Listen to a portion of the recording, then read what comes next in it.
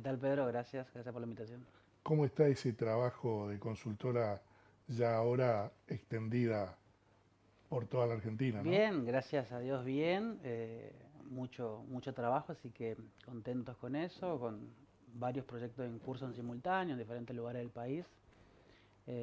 También una época obviamente muy especial, no solamente por elecciones, sino porque también las provincias, por ejemplo, están empezando a debatir en algún caso presupuestos y bueno, también ahí tenemos un cúmulo de trabajo importante con Claro. diferentes organizaciones, cámaras, legislaturas mismas y bueno, es un periodo muy cargado de trabajo, así que contentos por eso, un poco cansados, pero contentos por eso. Sí, me imagino. Bueno, este, estuviste escuchando los últimos minutitos de un debate que hacíamos con el presidente de La Libertad Avanza, este, donde contrastamos, yo le decía, hablé primero de la contundencia del triunfo de Javier Milei, que debo decir yo no la vi venir. Debo ser sincero porque eh, consideré erróneamente que la economía tenía incidencia en la política. Y me equivoqué. No sé si es tu mirada Sí, en cuanto a estas elecciones. en la Argentina estamos acostumbrados a que, o por lo menos en el último tiempo, que el bolsillo direccione el voto, pero por lo general si empezamos a desagregar las elecciones, el bolsillo vota más que nada en las generales, no tanto en la de medio término, ¿no? Si uno hace una comparación, a ver, en el 2021 ganó Juntos por el Cambio, que todavía estaba vivo en ese momento, Sí, en un contexto no necesariamente de bolsillo flaco, o sea, perdió el oficialismo en ese caso, pero sino en un contexto más marcado por la pandemia, por claro, la cuestión de restricción, por unas cuestiones más de índole política y de convivencia y hasta cultural, ¿no? En el 2017, cuando gana Macri, la de medio término, que arrasa también en todo el país, sí, sí. ya había, Peronismo dividido. peronismo dividido, sí, pero incluso aún con eso, a ver, había signos de debilitamiento económico que después culminaron obviamente con el derrumbe del 2018, pero si uno mira los principales puntos de reclamo de la oposición de aquel momento eran muy parecidos a los de ahora, con otra contundencia, ¿no? Pero eran similares en lo discursivo y aún así ganó Macri. Después en el 19 el bolsillo primó, en el 23 el bolsillo primó, entre otras muchas cosas, ¿no? Entonces, creo que la elección de medio término de ayer estuvo más marcada, eh, aún con la sorpresa que también coincido, ¿no? Nadie se la veía venir en ese nivel de contundencia, incluso hoy miraba notas a referentes libertarios de paladar negro, que ni siquiera ellos creían en No, esa no, contundencia, nadie. sobre todo por lo que pasó en la provincia de Buenos Aires. Eh, entonces me parece que lo que terminó primando fueron dos cosas fundamentales. En primer lugar era el fortalecimiento de un núcleo duro que tiene Milei, que Sí, todavía es importante, que quizás obviamente fue perdiendo un poquito de apoyo en el último tiempo, pero conserva un núcleo duro muy fuerte, así y es. obviamente el antiperonismo, ¿no? Este, Esto que se instaló mucho en la campaña del riesgo Cuca, más allá de que Pegó. implementado de manera ineficaz, entiendo yo, pero la sociedad argentina tiene un segmento antiperonista. Hoy va a ser anti-Cuca, mañana va a ser anti-Kicillof o quien fuese, ¿no? Entonces también primó eso en esta especie de temor, como bien lo afirmaban, de que vuelva o que el peronismo retome poder en el Congreso, sobre todo con el antecedente de los últimos meses, ¿no? De cómo el Congreso se convirtió en un actor mucho más importante que otros tiempos, bloqueando iniciativas de gobierno y demás. Entonces me parece que por ese lado primó mucho ese sentimiento, incluso anoche lo analizaba con una persona que estábamos hablando del voto agropecuario en la provincia de Buenos Aires. El campo, la zona de la pampa húmeda, ¿no? En la provincia de Buenos Aires, acompañó a la elección de Kicillof en septiembre, porque con el gobierno provincial no tiene problema. Anda muy bien, el banco funciona muy bien, articulan. Ahora, dice, en su pensamiento seguramente era, esta misma gente, pero en el Congreso Nacional, en este contexto, me mete retenciones, me mete presión impositiva. Entonces, ahora, en esa instancia no lo apoyo. Entonces, bueno, ahí también se pueden explicar algunos factores de diferencias fundamentales entre una elección y otra, y en términos generales lo que pasó ayer. Así que, eh, obviamente que Milei es el gran victorioso, no queda, no queda ninguna Total, no. duda, y bueno, se reabren quizás algunas grietas en el peronismo, bueno, con declaraciones que ya han sido públicas de algunos referentes, pero lo cierto es que, repito, ¿no? Ni siquiera el más optimista de los libertarios esperaba esta contundencia. Yo anoche hacía este análisis, no sé si coincidirás, cuando le comienzan anoche ya a tirar a Axel Kicillof el hecho de haber desdoblado las elecciones. Nunca podrían haber ido juntas, por una razón fundamental. Kicillof no adhirió a la boleta única. ¿Qué significa eso? Que si iban en el mismo día, los ciudadanos bonaerenses debían votar, en el mejor de los casos, en una sola escuela, en dos urnas diferentes, en dos aulas diferentes, porque una era la elección provincial y la otra la elección nacional. Una con boleta de papel habitual de cada uno de los partidos y la otra con boleta única de papel. Esto fue así, por eso se desdobla. Sí, a ver, creo yo que acá estamos ante el dilema del huevo o la gallina. Kicillof desdobla y por ende no adhiere, o no adhiere y por ende desdobla. No vamos a saberlo, porque eso lo va a saber él y su círculo íntimo, digo, pero llegado el caso que Kicillof hubiese tenido la voluntad de no desdoblar e ir juntos, el trámite de la Tenía que elección era adherir. simple. Y era simple. Tenía que Entonces me adherir. parece que puede ser un buen argumento, pero no termina de ser la razón central. Pasa que también acá, por eso digo, el peronismo también entiendo que ese debe ser un día muy difícil, no solamente por la derrota electoral, sino porque hace 2 semanas, bueno, hace un mes, Kicillof de repente se erigía como el héroe del kirchnerismo por la Sí, sí, estrategia y golpear tan duro al gobierno de Milei y con lo que pasó a partir de ahí, ¿no? De repente Milei llega a la elección de ayer en su momento más debilitado, con ese golpe casi final, casi de knockout, que fue el 7 de septiembre.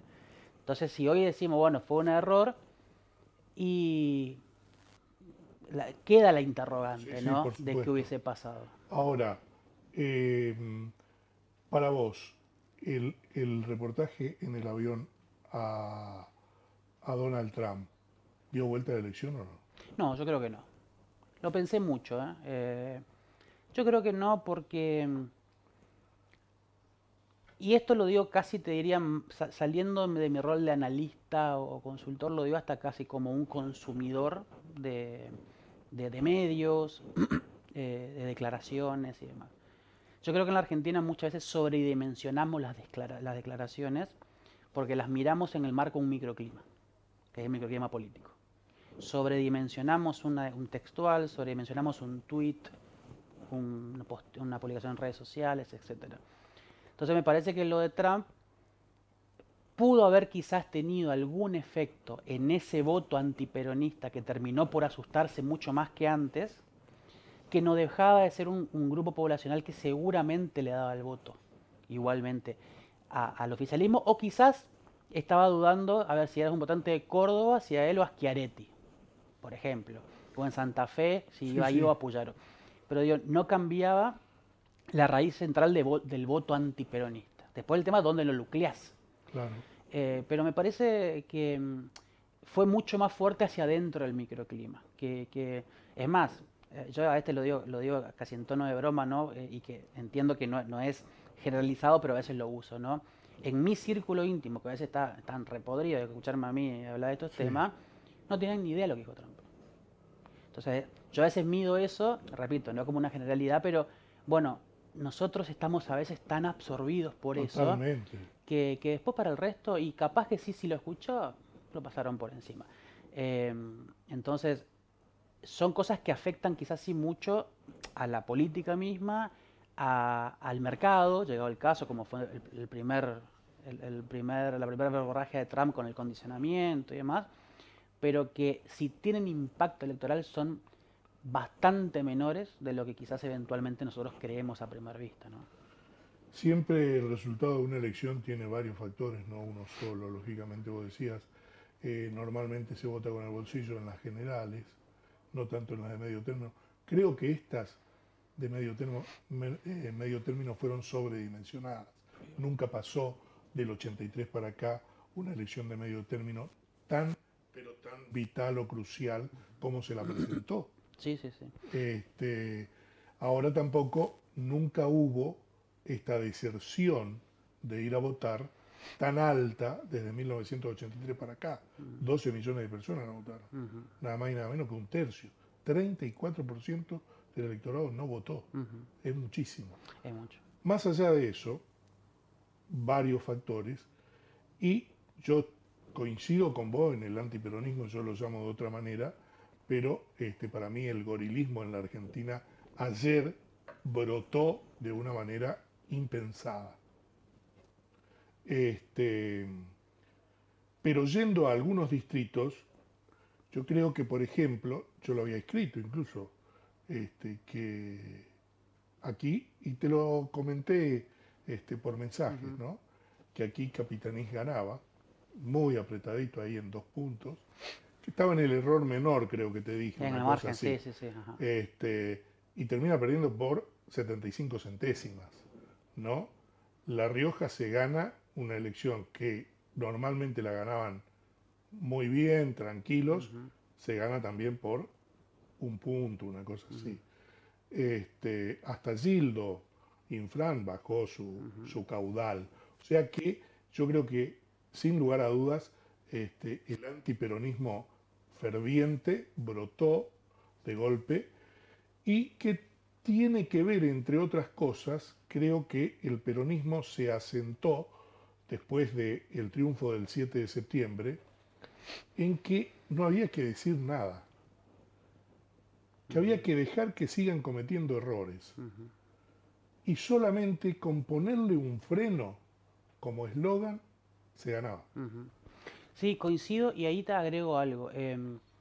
Históricamente, o por lo menos en el periodo democrático, cuando había bajo nivel de participación, siempre pensábamos a priori que beneficiaba al peronismo. ¿Por qué? Por la capacidad de movilización que tiene el peronismo históricamente, ¿no?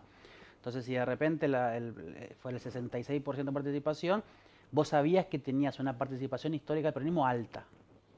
Entonces, es más, ayer, mientras todavía estaba el escrutinio, la votación, en el corte del mediodía, que se informó que creo que eran 23%, una cosa así. Sí, muy bajo. En el mercado financiero que trabajaba, en algunos indicadores del mercado financiero que trabajan los fines de semana también, de repente las apuestas contra Milei crecieron muchísimo, porque decían, el mercado leía también lo mismo, ¿no?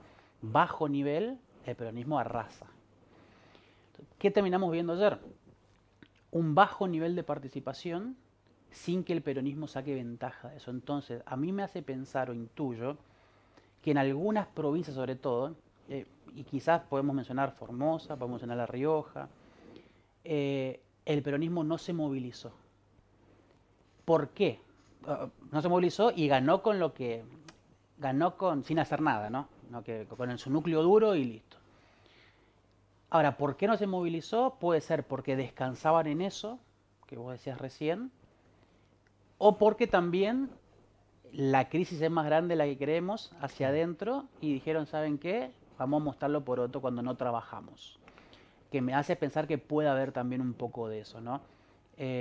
Por eso creo que lo de ayer dejó mucho para analizar después, ¿no? Pero una de esas cosas es eso, ¿no? Un nivel muy bajo que en esta oportunidad no benefició al peronismo, por el contrario. Y después tenés un rol que también es algo que está para analizarlo días, un rol de los gobernadores todavía muy incierto. Desde los fracasos absolutos, Puyaro, Schiaretti, Yarlora, Nacho Torres. Provincias Unidas. Al punto que Gustavo Valdés, aún no perdiendo, pero ganó la elección, pero pierde en cantidad de bancas, sale como y ganando por muy poquito. Por muy poquito, pero se erige como de repente el referente, porque es el único tipo que puede mostrar el naranja en el mapa. Pero después tenés otros casos, a ver, la Rioja puede ser uno, con Formosa también, digamos, tener un rol de gobernadores que no no sabes hasta qué punto movilizar la tropa, digamos, ¿no? Claro, Eh, claro. entonces, en ese contexto, creo, te repito, ¿no? Que el mensaje me parece que todavía está por conocerse si fue el descansar en los laureles, descansar en los errores ajenos o efectivamente en mandar un mensaje interno que me parece que también hay una alta probabilidad que ocurra, sobre todo porque uno escuchó, ¿no? A partir de anoche y hasta el día de hoy, ¿no? Muchos referentes que empiezan a salir, uno pegándole Sí, a sí, Axel, otro pegándole a sí, sí. Cristina, pero digamos, tenés una herida abierta que ayer terminó de vuelta de recrudecer y que, bueno, va a llevar inexorablemente o a una discusión muy fuerte interna y una reorganización o a una eventual de vuelta división. No hay lugar a dudas que en el peronismo hace falta una autocrítica muy fuerte. No se la hizo después de haber perdido la elección del 2023. Nunca Cristina aceptó que fue una gran equivocación, que el gobierno de Alberto fue un desastre, Uh -huh, porque ella formó parte, entonces no va a decir me equivoqué. Bueno, está en su ADN uh -huh. aceptar ese tipo de autocrítica, pero el peronismo nunca hizo autocrítica. Entonces, esa yo creo que va a ser, ese va a ser el debate que se viene hacia adentro, no hay ningún lugar a duda. Y ya no hay convivencia posible, Uh -huh. no hay, anoche se vio en ese escenario, fue muy elocuente, ¿no? La cara de Máximo, como la postura y todo. O sea, hay algo ahí que no convive. Seguro. Pero más allá de eso, lo que me gustaría analizar con vos es para adelante el tema, el panorama económico. Bueno, a ver, hoy tuvimos un día de fiesta financiera, ¿no? Un dólar que cayó abruptamente, después empezó a recuperar sobre el final de la rueda, pero con una caída de entre 7 y 10%, dependiendo del tipo de cambio que agarres, el Merval récord en 30 años de crecimiento, acciones por encima del 30%, ADR encima del 50%, riesgo país cayó a 600 Sí, puntos, 600 y pico. 600 y pico, que es la mayor caída diaria de la historia del ENVI, que es el indicador. Eh, de repente, bueno, se alinearon los planetas, digo, en términos de mercado financiero, eh, para tener estos efectos, que la pregunta de alguna manera es la sostenibilidad de esto, ¿no? Por supuesto que, a ver, vamos a tener un lunes y un martes altamente festivos. Después, ¿cuál es el ideal? Que se estabilicen esos niveles, ¿no? Que el Merval de repente se estabilicen por encima de los 2.000 puntos y que empiece a crecer, perdón, 2 millones de puntos y que empiece a pasar a partir de ahí. Que los bonos también vuelvan a tener niveles de hace un tiempo atrás, etcétera. Ahora, al gobierno le da cierto margen, le da tiempo, ¿no? O sea, margen de maniobra para ver de qué manera readecua o no, dependiendo de las intenciones, el programa económico a que a fin de año en pos de un Congreso nuevo y en pos de las reformas que quieren implementar. Sabemos que de entrada tenemos reforma tributaria y laboral. Ya Milei lo dijo anoche, va a ser el Congreso más reformista de la historia, en el sentido reformista que yo lo considero. Entonces me parece que la economía va a tener un aspecto de la macro que de aquí a fin de año, salvo algún cisne negro que no debería ocurrir, por lo menos no se avisó ningún nada en el mediano plazo, con un tipo de cambio controlado, seguramente lo van a ir tendiendo a empujarlo hacia arriba de la banda. Si el gobierno no peca de los mismos errores que cometió hace un mes atrás, va a acumular reservas vía compra en este tiempo, porque va a aprovechar que va a estar barato. Va a activar el programa con Estados Unidos para asegurarse el pago a los bonistas en enero. Entre enero y julio tenemos 9.000 millones de dólares a los bonistas. Entonces, bueno, va a asegurar eso también para mandar una señal al mercado. Va a intentar, como te digo, que el frente macro se quede estabilizado, que el riesgo país continúe el descenso, que llegue a 500 puntos más o menos, y el año que viene salir al mercado de deuda internacional, el mercado voluntario, con el fin de alguna manera, mejorar el perfil de vencimiento que tiene la Argentina. Eso es el punto de vista de la macro. Desde el punto de vista de la micro, entiendo yo que grandes cambios no van a haber. Porque ya no depende de etapas, ni de plazos, ni de procesos. Depende de una concepción del programa económico nacional, ¿no? En donde la microeconomía va a empezar a despegarse en la medida que la macro esté ordenada. Ese es su criterio lógico de pensamiento. ¿Qué puede ayudar? Que de repente la buena elección de ayer y la estabilidad financiera en estos próximos meses aceleren procesos de inversión que hoy están ahí esperando, pero que todavía no se ejecutaron, y bueno, eso genera de alguna manera cierto círculo virtuoso que si ocurre tampoco va a derramar muy fuerte a nivel país, porque están muy concentrados en energía en el sur o en minería en el NOA. Entonces, Sí. bueno, acá va a costar un poco que llegue esa reactivación. El tema de la energía, se vienen las privatizaciones. Y bueno, ahí tenés la cuestión nuclear, que es de lo que está hoy en ojo de privatizaciones, que sería un error enorme. Lo nuclear también, podemos hablar 2 horas más de esto, pero la energía nuclear es la energía más limpia que puede llegar a haber, incluso barata, pero con muy mala prensa, por llamarlo de alguna manera, ¿no? Bueno, por las catástrofes que lamentablemente han ocurrido en la historia. Y acá tenemos un poder nuclear que es fenomenal en términos energéticos. Sería un error del gobierno que continúe en ese proceso. Nada indica que va a frenarlo, así que sería un error que se Sí. consuma. Pero digo, sacando al lado lo nuclear, en términos energéticos, Vaca Muerta, hidrocarburo, Santa Cruz, Chubut, la Patagonia, Neuquén, tienen proyectos en espera, muchos aprobados en el marco del RIGI, pero que todavía están ahí. Estaban a la espera de ayer y ahora hay que ver qué más esperan, ¿no? Pero bueno, Claro. las condiciones estarían dadas para que comiencen a desarrollarse, sería muy positivo.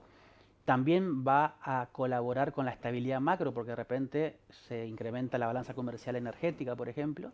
Lo mismo en el NOA con la minería. Y bueno, habría que ver si a partir de ahí hay un efecto como contagio en términos de inversión, a ver si empiezan a llegar algunas que en la región están evaluando.